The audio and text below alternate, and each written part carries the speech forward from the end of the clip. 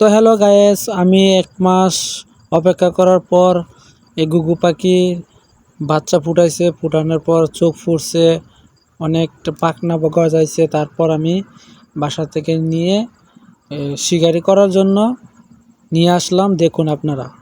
তো আসসালামু আলাইকুম, হ্যালো গায়েস। এই যে দেখতে পাচ্ছেন এগুলো কিসের বাচ্চা? যে চিনে থাকেন তে কমেন্ট বক্সে কমেন্ট করবেন যে এটি কিসের বাচ্চা।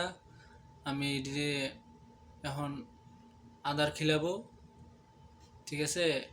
আর যারা এই বাচ্চা পালার ইচ্ছুক অথবা শিকারি করার ইচ্ছুক, কিভাবে এটাতে আদার খাওয়াইতে হয়, পানি খাওয়াইতে হয়, এটা আজকে আমি দেখাবো।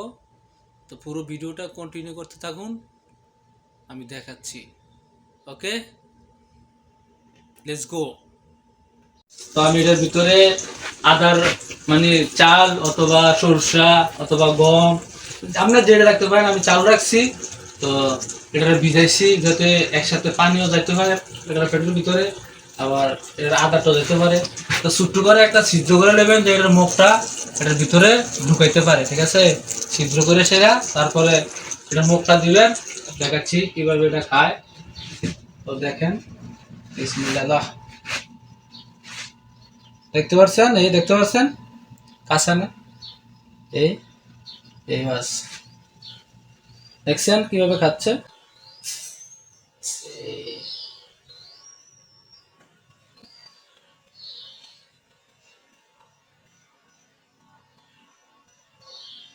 দেখছেন সিস্টেম হলো এটা। আপনি যদি ছোট বাচ্চা পালতেন খুব ইচ্ছুক, তো এইভাবে আদা খাওয়াবেন।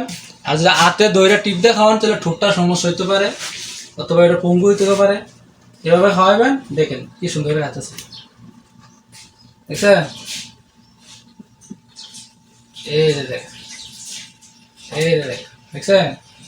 আমি নিয়ে আসি এটা ইচ্ছাকৃতভাবে। এই বাস। তো যাদের কবুতর অথবা অন্য কিছু পাখি শিকার করার ইচ্ছুক, এভাবে পালতে পারেন, কোনো সমস্যা নাই।